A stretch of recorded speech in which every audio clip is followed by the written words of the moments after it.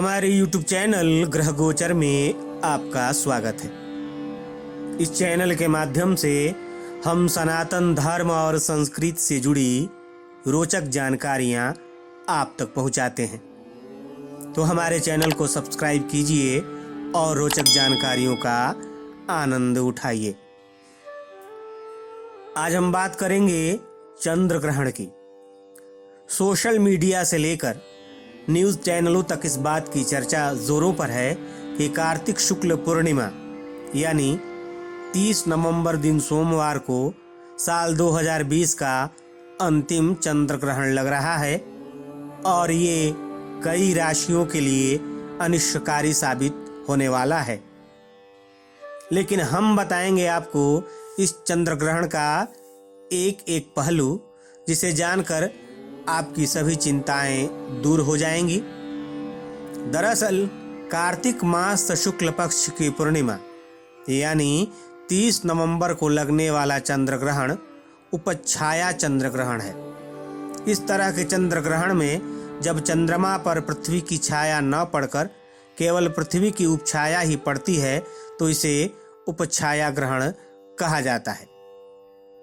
उपछाया चंद्र ग्रहण में चंद्रमा के आकार में कोई अंतर नहीं आता है, केवल चंद्रमा पर एक धुंधली सी छाया दिखाई पड़ती है। यानी इस ग्रहण का कोई मान नहीं है, इसलिए आपको इस ग्रहण को लेकर तनाव में रहने की तनिक भी जरूरत नहीं है। इस चंद्र ग्रहण का न तो कोई सूतक लगेगा और न ही किसी भी राशि के जातक पर इसका कोई अच्छा या खराब प्रभाव पड़ेगा। तो चलिए अब ये जान लेते हैं कि आखिर चंद्र ग्रहण लगता क्यों है। चंद्र ग्रहण उस खगोलीय स्थिति को कहते हैं जब चंद्रमा पृथ्वी के ठीक पीछे उसकी प्रच्छाया में आ जाता है। ऐसा तभी होता है जब सूर्य, पृथ्वी और चंद्रमा इस क्रम में लगभग एक सीधी रेखा में आ जाते हैं। वहीं धार्मिक कथाओं के अनुसार समुद्र मंथन से निकले अमृत के बंटवारे को लेकर देवताओं और असुरों में युद्ध होने लगा। इसी समय भगवान विष्णु ने मोहिनी अवतार लिया। उन्होंने असुरों को मोहित कर अमृत कलश उनसे ले लिया और देवताओं में बांट दिया।